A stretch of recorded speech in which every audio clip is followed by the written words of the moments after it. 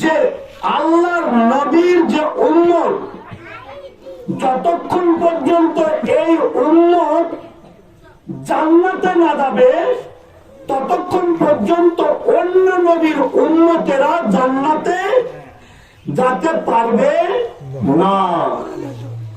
হাত্তাকে নবীরা, অন্যান্য যে সমস্ত নবী এসেছেন সেই নবীরাও যতক্ষণ পর্যন্ত এই উম্মতে মুহাম্মদ সার্টিফাই না করবে ততক্ষণ পর্যন্ত তারা জান্নাতে যেতে পারবে না।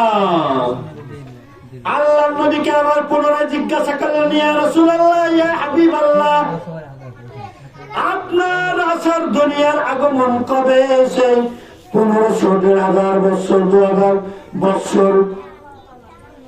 আর অন্য নবীরা কত যুগ যুগ ধরে এসেছে, এরা কেমন করে সার্টিফাই করবে? তখন তারা বলবে, আমি হাদিস এবং কোরআনের ব্যাপারটা, ঘটনাটা বিস্তারিত বলে দিয়েছি।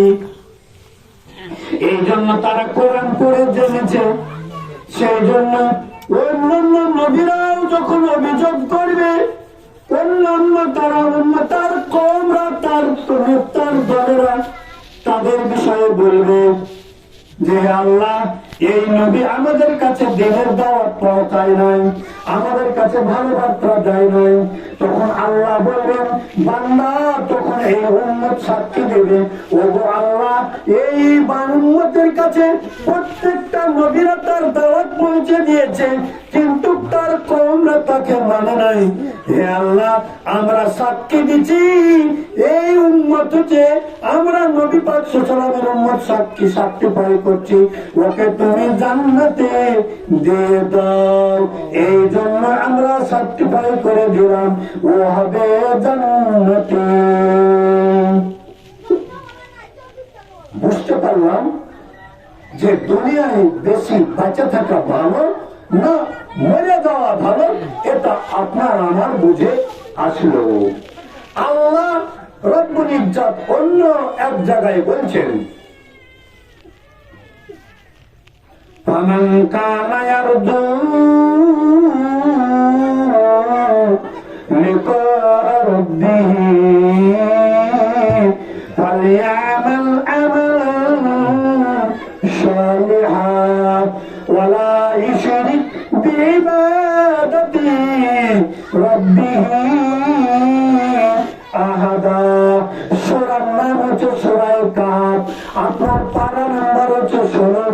আল্লাহ রাব্বুল ইজ্জত শেষ আয়াতে শেষ কথাটাই আল্লাহ এটা বলে দিয়েছেন যে যারা দুনিয়াতে, যারা আখিরাতের যারা বিশ্বাসী, যারা আল্লাহর সাথে সাক্ষাৎ হতে হবে, আল্লাহর সাথে মোলাকাত হতে হবে, এই কথায় যারা বিশ্বাস স্থাপন করেছে তাদের দুটো কাজ। এক নম্বর কাজ হচ্ছে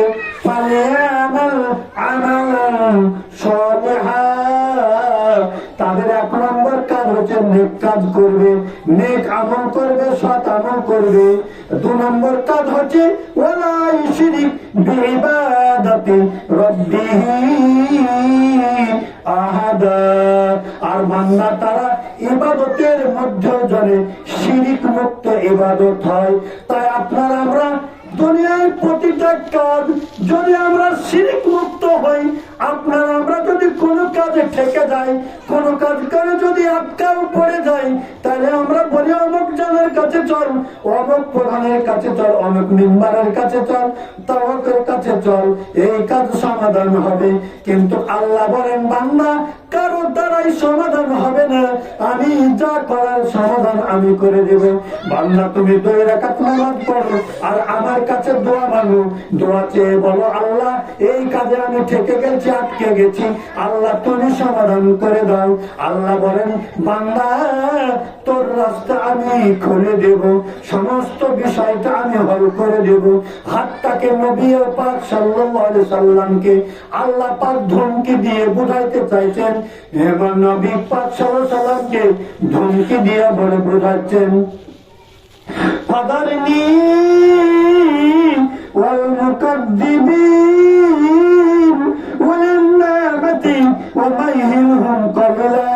হে নবী, যারা মিথ্যাবাদীর দল, যারা ধোঁকাবাদীর দল, যারা চিটিংবাদীর দল, নবী তুমি তাদেরকে ছেড়ে দাও। দেওয়ার পরে কি করো?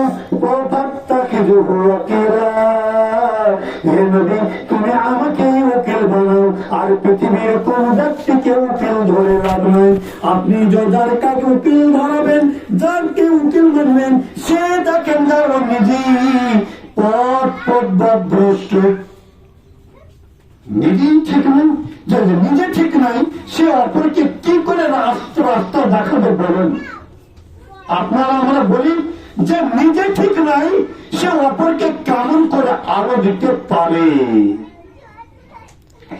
আল্লাহ রাব্বুল ইজ্জত তাই কোরআনের অন্যায়তে বলে দিলেন, বান্দা তুমি আমাকে উকিল বানাবে, আর দ্বিতীয় কাউকে উকিল বানাবে না।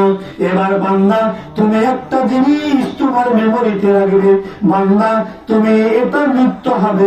আপনার কিতাবে আজকে পড়ালাম ছাত্রদেরকে, যে আমি ছাত্রদেরকে আজকে পড়ালাম, যে ছাত্রদেরকে বললাম যে দুজনেরা এই সবকটা, এই পড়াটা তোদেরকে 12-14 জন 17 জন আজকে ছেলে 17 জন হাজির ছিল। আমি ওদেরকে বললাম, যদি আজকে চ্যাপ্টারটা 17 জনকে পড়ালাম, যদি আমি কোনদিন যদি সুযোগ পাই, তাহলে তোর 17 জন ছিল তোদেরকে শোনালাম। আমার যদি কোন তৌফিক ইলাহি আছে, তাহলে দেখা যাবে আমি হাজার হাজার মানুষকে শোনাবো। এই সবকটা তোদেরকে বলে দেব। তো বলছে, হুজুর আপনি কেমন করে করবেন? তো বলছে, আমি যখন বড় জালসা পাবো, যখন একটা মিলাদ মাহফিল পাবো, ওই সময়তে আমি বার্তাটা পৌঁছে দেব।